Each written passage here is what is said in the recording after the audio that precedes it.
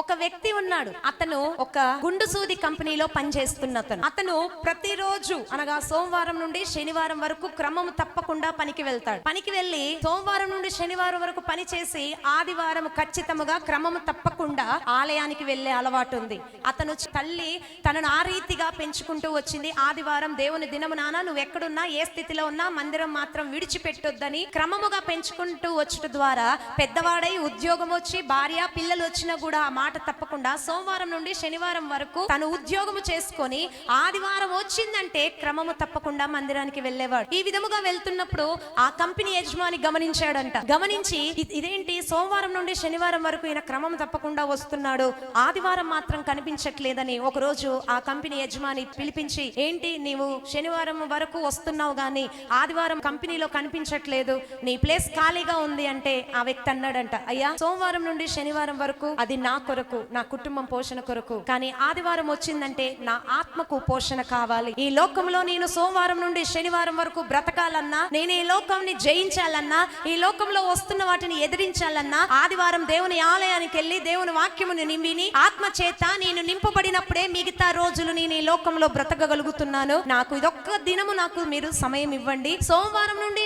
శనివారం వరకు ఇంకొక గంట ఎక్కువైనా 2 గంటలు ఎక్కువైనా మీరు నాతో ఎంత పనైనా చేయించుకోండి, ఆదివారం వరకు మాత్రం నేను రాలేనయ్యా, నాది దేవుని దినం, నేను ఖచ్చితంగా ఆదివారం చర్చికి వెళ్ళాలి, దేవుని సన్నిధిలోనికి వెళ్ళాలి, సంఘముతో కలిసి దేవుణ్ణి ఆరాధించాలి అని అన్నప్పుడు ఆ వ్యక్తి అన్నాడంట, నీ కుటుంబం పోషణ కొరకు ఉద్యోగాన్ని ఇచ్చింది నేను, నీవు కుటుంబం పోషింపబడాలంటే ఉద్యోగం అవసరం, ఉద్యోగం కంటే నేనిచ్చిన ఈ స్థానము కంటే నీవు దేవుణ్ణి ఆరాధించటనే నీకు ముఖ్యమా అని అడిగినప్పుడు ఆయన అన్నాడంట, అయ్యా నేను పోషింపబడుతున్నానంటే ఈ ఉద్యోగం ద్వారానే, కానీ ఈ ఉద్యోగం ఇచ్చింది ఎవరు అనంటే నేను నిశ్చయంగా చెప్పగలను నా దేవుడు. ఆ మాట అనగానే ఆ యజమానుడికి కోపం వచ్చేసింది. ఆహా, ఉద్యోగం నేనిదే దేవుడు అని చెప్తాడా, అయితే నేను ఈ రోజు నుంచి నీకు ఈ కంపెనీలో జాబ్ లేదు, మీరు ఆదివారం ఒకటి మాత్రమే కాదు సోమవారం నుండి శనివారం వరకు కూడా నువ్వు దేవుణ్ణి ఆరాధించుకో, ఇక్కడ నుండి ఉద్యోగం లేదు, వెళ్ళిపో అన్నాడంట. వెంటనే చిన్నబుచ్చుకొని అతను అక్కడి నుండి వెళ్ళిపోయాడు. ఇంటికి వెళ్ళగానే భార్య అడుగుతుంది, అదేంటి నువ్వు ఉదయం వెళ్ళి సాయంత్రం కదా వస్తున్నావు, ఈ రోజు ఎందుకు త్వరగా వచ్చావు డ్యూటీ నుంచి అంటే ఆ వ్యక్తి అన్నాడంట,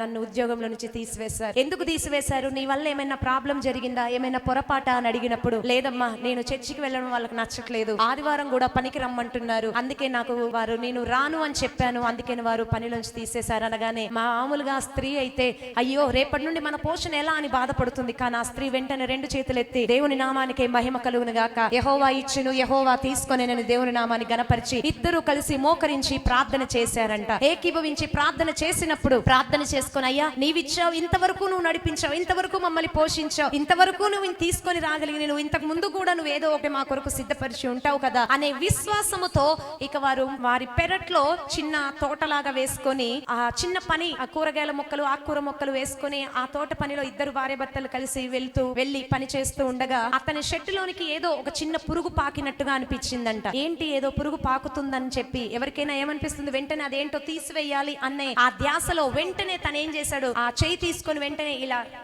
స్పీడ్ గా వచ్చి దాన్ని చంపేయాలన్న స్పీడ్ గా ఇలా చేసేసరికి ఆ షెట్టుకు ఉన్న గుండు పిన్ను, అతను ఏ కంపెనీలో చేస్తాడని చెప్పాను, గుండు సూది కంపెనీలో చేస్తాడు. ఆ విధముగా అలా ఇలా కొట్టుకునేసరికి ఆ షెట్ బటన్ దగ్గర ఉన్న గుండు పిన్ను, ఆ గుండు సూది తన చేతికి కుచ్చుకొని పోయింది, కుచ్చుకొని రక్తం గారుతూ ఉంది. వెంటనే భార్య వచ్చి ఆ గుండు పిన్ని తీసేసి కట్టు కట్టేసింది. వెంటనే ఆ భర్త అనుకుంటున్నాడు, అయ్యో నాకు ఆల్రెడీ ఉద్యోగమే పోయింది, మరలి చిన్న పని చేసుకుందామంటే చేతికి గాయం అయిపోయి రక్తం అవుతుంది, కట్టు కట్టుకొని ఎలా తండ్రి అని మౌనముగానే కన్నీళ్లు దిగమింగుకు భార్యకు కనబడకుండా ఆ కన్నీళ్లతోనే మౌనముగా దేవుని స్తుతించుచు ఉండగా దేవుడు మనోనేత్రాలను తెరిచి ఒక చిన్న ఆలోచన ఇచ్చాడు. ఏంటో తెలుసా, ఏ గుండు పిన్ అయితే తనకు కుచ్చుకుందో, ఏ గుండు పిన్ను ద్వారా అయితే తను గాయపడ్డాడో ఆ గుండు పిన్నుని ఇంకొక విధంగా తయారు చేస్తే అది ప్రజలకు ఈ విధముగా కుచ్చుకోకుండా ఉంటుంది కదా అని చెప్పి ఒక ఆలోచన దయచేశాడు దేవుడు. వెంటనే ఆలోచనను క్రియ రూపంలోనికి రావాలంటే కొంచెం డబ్బు కావాలి, ఏం చేయాలని ఆలోచించి ప్రార్థన చేసుకొని తనకు తెలిసిన స్నేహితుడు ఒక డబ్బు కలిగిన వాడి దగ్గరికి వెళ్ళాడు. అయ్యా నేను వెళ్తున్న కార్యము నీది అని చెప్పి తను బయలుదేరినప్పుడు ఆ డబ్బున్న అతని దగ్గరికి వెళ్ళి, నాకు ఈ విధమైన ఆలోచన ఉంది, ఈ విధముగా మనము పని చేసినట్లయితే మనం ఎప్పటికీ కూడా మన పేరు నిలబడుతుంది, మనం ఇతరులకు ఉపయోగపడే వస్తువు తయారు చేయొచ్చు అని చెప్పినప్పుడు వెళ్ళి ఆ వ్యక్తికి ఆ విషయం చెప్పినప్పుడు అతను కూడా ఏది నువ్వు చేసింది చూపించు అన్నప్పుడు తను నమూనాను తీసుకొచ్చి చూపిస్తాడు. ఆ నమూనాను చూసి ఆశ్చర్యపడి, ఓకే ఇదిగో నేను డబ్బు ఇస్తాను, ఆలోచన నీది, డబ్బు నీది, ఇద్దరం కలిసి వ్యాపారం చేద్దాం, 50-50 లాభాలని చెప్పి ఆ రోజు నుండి వ్యాపారము చేసి ఈ రోజు ఆయన తయారు చేసిన వస్తువులు తెలియని వారు వాడని వారు లేరు తెలుసా. అలాంటి స్థితిలో నుంచి మరి ఇంతకు ఆయన ఏం తయారు చేశాడో తెలుసా? దేవునికి స్తోత్రం. దేనిని బట్టి? ఆయన తయారు చేసిన వస్తువే పిన్నీస్. ఈ రోజు సేఫ్టీ పిన్ అని వాడుతూ ఉంటాం. ఆయన తయారు చేసిన పిన్నీస్ వాడని వారు తెలియని వారు ఎవరైనా ఉన్నారా? లేరు కదా. ఈ రోజు ఆయన ఈ స్థానంలో ఉండడానికి, ఈ రోజు ఆయన తయారు చేసిన వస్తువును మనం వాడడానికి, ఇప్పటికి ఇన్ని సంవత్సరాలకి మనం జ్ఞాపకం చేసుకోవడానికి కారణం ఏంటండి? దేవునికి ఒక స్థానం ఇచ్చాడు. దేవునికి ఒక ప్రత్యేకమైన స్థానం ఇచ్చాడు.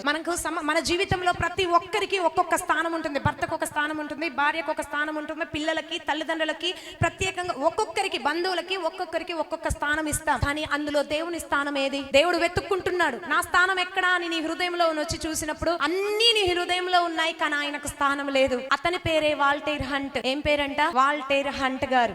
ఆయనే దేవుని కొరకు తనను తాను ప్రత్యేకించుకొని ఆదివారము తప్ప మిగతా రోజులు పని చేస్తూ, ఆదివారము ఖచ్చితంగా అది దేవుని దినం, దేవునిని మాత్రమే ఆరాధించే దినం, దేవుని కొరకు మాత్రమే ప్రత్యేకింపబడిన దినం. ఇక ఆ రోజు దేవుడు తప్ప నాకు ఇంకొకటి లేదనుకొని కుటుంబంతో దేవుణ్ణి ఆరాధించే కుటుంబం అది. ఈ రోజు నీవు నేను చిన్న పని వస్తే ఆరాధనను ఎగ్గొడతాం. చిన్న కారణం చెప్పి ఆదివారం ఆరాధనకు రాదు. ఎన్ని చైర్స్ ఖాళీగా ఉన్నాయి చూడండి, వర్షం అని కారణం చెప్పుండొచ్చు చాలా మంది. వాతావరణం అలా ఉంది, వర్షం వస్తుంది, లేదా ఉద్యోగము, వ్యాపారం, ఏదో ఒక కారణం చెప్పేసి మందిరాన్ని ఎగ్గొడతారు. ఆ వాల్టేర్ హంట్ గారు దేవుని కొరకు ఏం చేశాడు? సంఘమును ప్రేమించాడు, దేవుణ్ణి ప్రేమించాడు, సంఘ పనులను ప్రేమించాడు, దేవుణ్ణి ఇష్టపడ్డాడు, కష్టము కూడా ఇష్టపడ్డాడు. కాబట్టి ఈ రోజుకు నీవు నేను చెప్పుకునే స్థాయిలో గొప్ప స్థానంలో దేవుడు ఆయన నిలబెట్టాడు. అదే నీవు నేనైతే గొప్ప స్థానాల కోసం దేవుణ్ణి విడిచిపెడతాం, చదువు కోసం దేవుణ్ణి విడిచిపెడతాం, ఉద్యోగం కోసం దేవుణ్ణి విడిచిపెడతాం, ఆదివారం ఆరాధన ఎగ్గొడతాం. చిన్న ఫంక్షన్ వచ్చిందంటే ఆదివారం బంద్ చేస్తాం. చిన్న కారణం చెప్పి ఆదివారం ఆరాధనకు రాము. మనం చదువు ఉందనో, ఎగ్జామ్ ఉందనో,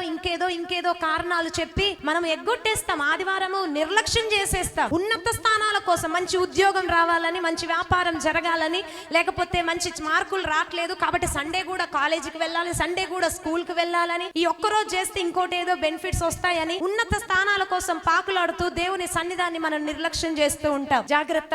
ఇలాంటి గొప్ప గొప్ప వ్యక్తులు మనకు ముందు మనకి పునాది వేసుకుంటూ వెళ్ళారు కాబట్టి ఈ రోజు నీవు నేను ఈ పునాదుల మీద మనము స్థిరముగా ఆరాధించగలుగుతున్నాం. ఆమేన్. మనకంటే ముందు చాలా మంది ఇలాంటి వారు ఎన్నో కష్టాలు, ఎన్నో శ్రమలు, ఎన్నో నిందలు పడ్డారు కాబట్టి ఈ రోజుకు మనం ఈ రీతిగా విశ్వాసంలో కొనసాగుతున్నాం. వారు పడిన కష్టాలు, వారు పడిన నిందలు, వారు పడిన అవమానాలు నీవు నేను పడాలంటే మనం ఈ మాత్రం కూడా విశ్వాసాన్ని కొనసాగించలే. వాల్టేర్ హంట్ గారు, వారి కుటుంబం ఉద్యోగము పోయినా పర్వాలేదు, దేవుణ్ణి ఆరాధించడమే ముఖ్యం అనుకుంది. నీవు నేను కూడా యవనస్తులు మీకు చెబుతున్నాను, ఆదివారం ప్రభుదినం, ఆదివారం దేవునికి మాత్రమే సమయం ఇవ్వాలి. మీ భవిష్యత్తు కాలేజీలున్నా, చదువులున్నా, ఎగ్జామ్స్ అన్నా, స్పెషల్ డే అయినా సరే అది ప్రభుదినం. ఆజ్ఞ అతిక్రమం పాపం. అర్థమవుతుంది. ఇప్పుడు మనం చదివిన కీర్తనలో కూడా ఉంది, గమనించండి ఒకసారి. ఖచ్చితంగా ప్రభుదినమును నిశ్చయముగా ఆరాధించి తీరాల్సిందే. జ్ఞాపకం చేసుకొని దయచేసి ఆదివారం నిర్లక్ష్యం చేయకుండా ప్రతి ఆదివారం క్రమము తప్పకుండా దేవుని సన్నిధిలో నిన్ను నువ్వు కనపరుచుకో. దేవుని దీవెనలు పొందు. ఆమేన్. దేవునికి స్తోత్రం. అటువంటి కృప దేవుడు మనందరికీ దయచేయునుగాక. ఆమేన్.